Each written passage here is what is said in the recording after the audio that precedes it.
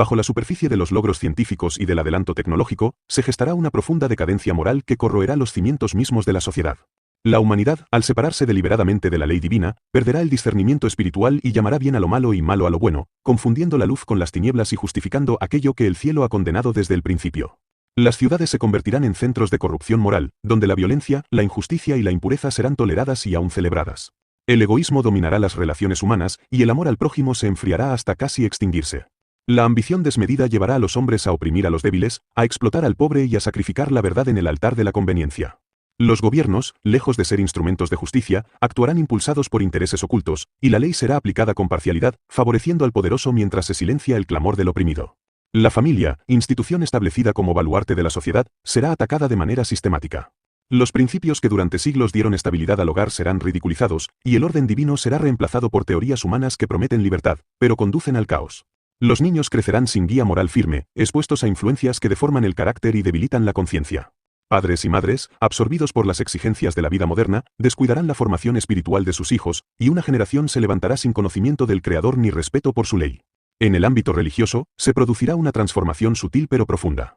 Muchas iglesias conservarán la forma externa de la piedad, pero negarán su poder transformador. Se predicará un mensaje agradable al oído, carente de llamado al arrepentimiento y a la obediencia. La verdad será diluida para no incomodar, y el pecado será excusado bajo el manto de una gracia mal entendida. Se exaltará el sentimiento por encima de la escritura, y la experiencia personal será colocada como autoridad suprema, aun cuando contradiga los principios eternos. Los líderes espirituales, en su afán de aceptación social, evitarán hablar de los juicios venideros y del carácter inmutable de la ley divina. Se promoverá una religión adaptada a los gustos del mundo, una fe sin cruz y un discipulado sin sacrificio. De este modo, multitudes serán inducidas a una falsa seguridad, creyendo que están en paz con el cielo mientras caminan por sendas que conducen a la perdición.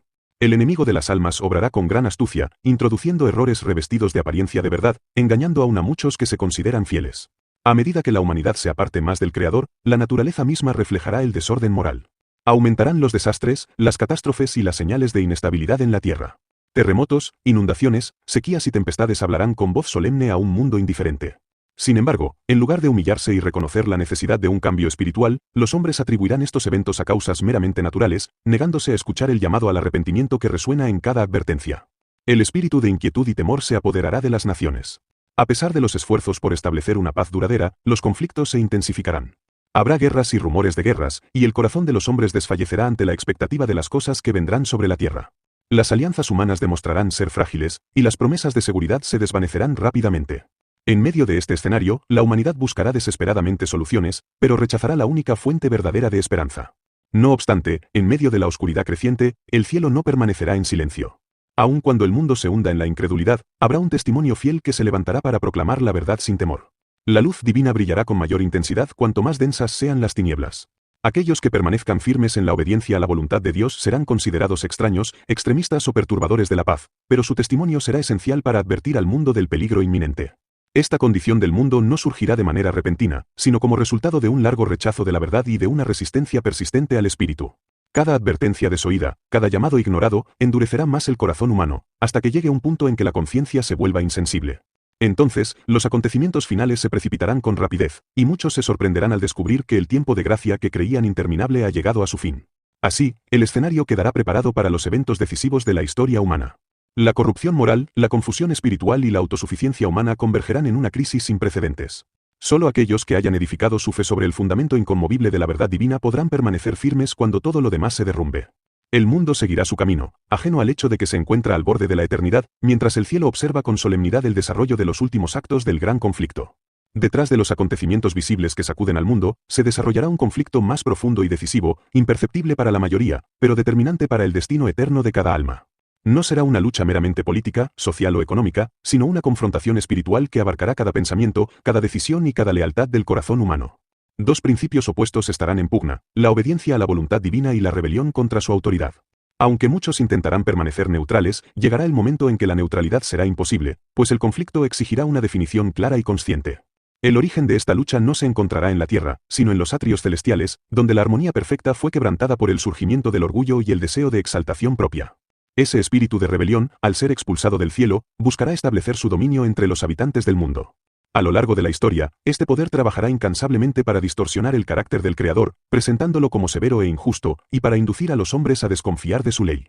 En los últimos días, sus esfuerzos se intensificarán con una astucia y una energía sin precedentes. Las fuerzas del mal operarán mediante engaños refinados, adaptándose a las circunstancias culturales y religiosas de cada época. No siempre se manifestarán en abierta oposición a la fe, sino que muchas veces se introducirán bajo apariencias de piedad, promoviendo una espiritualidad carente de verdad y una fe desligada de la obediencia. Se exaltará el amor mientras se menosprecia la justicia, y se hablará de unidad mientras se sacrifica la fidelidad a los principios eternos. De esta manera, multitudes serán conducidas a un cristianismo superficial que no transforma el carácter ni prepara para los desafíos venideros. Los ángeles de Dios y los mensajeros de las tinieblas estarán activamente involucrados en este conflicto, influyendo en la mente de los hombres según la respuesta que cada uno dé a la verdad. Cada decisión tomada a favor de la luz fortalecerá el dominio del bien en el corazón, mientras que cada concesión al error abrirá la puerta a influencias destructivas.